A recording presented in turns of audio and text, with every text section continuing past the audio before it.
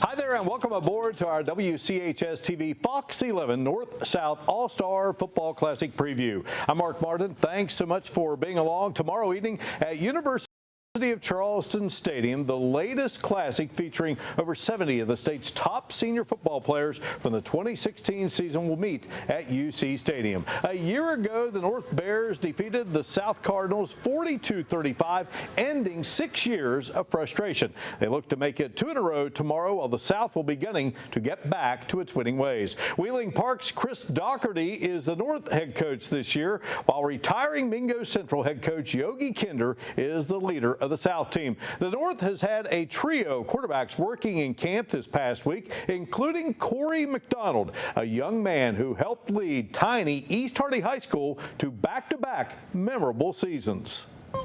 Some players only dream about being a part.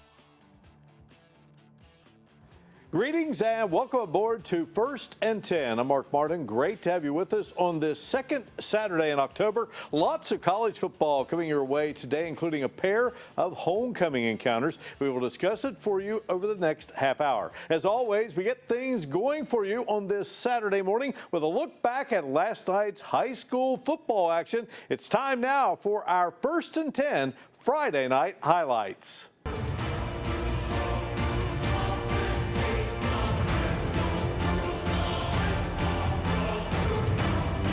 This is Wendy's Friday Night Rivals, presented by Marshall Sports Medicine Institute. And we welcome you live inside Point Pleasant Stadium on a beautiful October evening for high school football as we present the Wendy's Friday Night Rivals Game of the Week, presented by the Marshall Sports Medicine Institute. The Meigs local Marauders from just across the Ohio River tangling with the Point Pleasant Big Blacks. The Marauders in at 3-4, Point Pleasant at 5-2. First meeting between the two schools in 11 seasons. Along with Coach Mick Price, Tom Hunter on the sidelines, our great crew. I'm Mark Martin, delighted to have you with us. And Adams goes in motion. Pelton looks down the field and is picked off right into the hands of Alex Smith. Smith blocks over here. Number 30 crosses the 30, 35, and bumped out of bounds just shy of midfield. So our third interception of the game, 2 by the Big Blacks and 1 by the Marauders. And yet again, Meigs local had something going, but it ends in a turnover. Well, he did a nice job, and remember, they were going right back down the middle, but Point Pleasant kind of rearranged their secondary a little bit and played a guy back in the middle. I tell you, unless you played quarterback, you don't see that guy sometimes. You looked him off, you think he's head up on somebody else, and you throw it and you don't even see him. So I'm sure he'd like to have that throw back, but that's why we play the game. Smith's father, John, a great player here for Point Pleasant, back in the 80s under the great Steve Safford. He does radio work now here in the area, and Cason Payne with the ball fake. Cason Payne dangerous in that situation, and he's strong, and he's driven out of bounds at the 16-yard line. Point Pleasant with a defensive touchdown in the game, and here's Cason Payne at the 50, Payne at the 40, Payne at the 30. Cason Payne is going to take it in for the touchdown from 70 yards away. Cason Payne, the 4th Thornhill Auto Group touchdown in the first half for the Big Black. A very pleasant Sunday to you. I'm Mark Martin, and welcome aboard to Marshall Basketball Today with Dan D'Antoni, presented by St. Mary's ER. Great to have you along as this 2016-17 season progresses for Coach D'Antoni's Thundering Herd. A 3-game road trip concluded last night for the Herd as they ventured to Bowling Green, Kentucky for a second meeting of the season with the Western Kentucky Hilltoppers. Marshall was looking to take down Western for a second time in this 2016-17 campaign. In the Bluegrass State, Marshall looking for a 3rd win on the road this season and a 4th straight against the Hilltoppers. Early on, Ryan Taylor attacking, draws contact. Marshall up 6, Taylor with 12 in the game. John Elmore, the spin move, gets it to go, a 14-3 run to start the game for the Thundering Herd. Marshall still rolling. Austin Loop buries the 3-pointer. Marshall up 15, Loop with 20 in the game. Elmore dribbling around, and then finally decides to attack the basket, and the layup goes. This time the Herd offensively going to work it inside. The Terrence Thompson, Marshall up 39-26 after the basket by Thompson.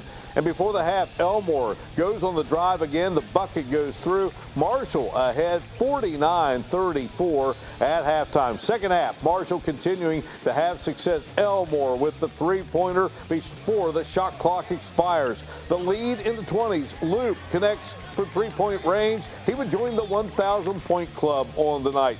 Western Kentucky starting to rally. Ben Lawson gathers the loose ball, dunks it for the Hilltoppers. Then Western forces a turnover on the other end. Jabari McGee slams it, and the Hilltoppers down 11. But the Herd would answer. C.J. Burks, the Hedgesville native, steals, gets the tough layup to go in transition. Elmore going to come back here, knocks down the three-pointer. Marshall up 14. Elmore with 32 in the game. Western Kentucky still hanging around. Q Johnson attacks, gets the basket, draws the foul. It's a 10-point game. Justin Johnson inside. And the Herd lead now at single digits. Hilltoppers again. Pancake Thomas lays it in the paint. It's a 7-point deficit. Marshall up 9 again, but Q Johnson with the three. Suddenly a 6-point game. Johnson once more. Three goes, and it's an 82-79 score. Then after two missed free throws, Western gets the ball back. Marshall playing good D. Johnson doesn't get a good shot off, and Elmore gets fouled and knocks down both free throws, and Marshall wins at 84-79. The Herd 14-11 on the season, 7-5 in Conference USA. Stay with us. When we come back, a visit comes your way with the talented Terrence Thompson. This is Marshall Basketball Today with Dan D'Antoni, presented by St. Mary's ER. This week's chat with Coach D'Antoni continues now here on Marshall Basketball Today with Dan D'Antoni, presented by St. Mary's ER.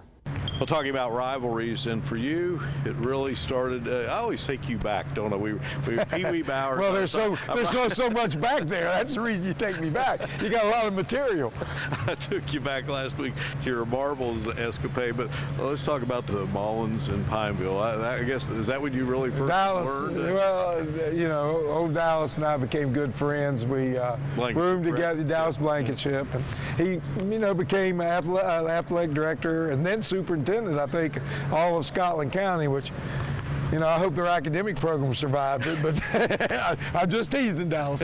But, yeah, I was real proud of him, coming from where we came from, and we were, you know, pretty much isolated growing up, and, you know, he did well, and I'm very proud of who he is and what he's done. And but Pineville, Mullins, and Pineville, and Logan, and Beckley, and Oceana, and you know, there was really good basketball down there from a multiple.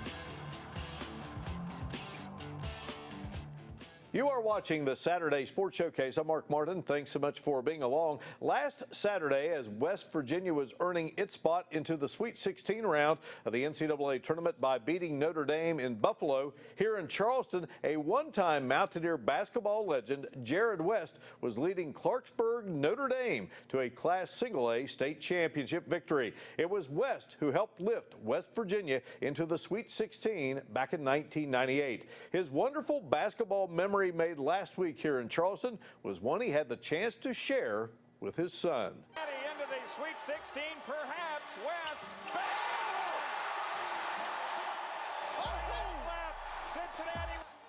It's a shot that will forever live in the minds of Mountaineer fans.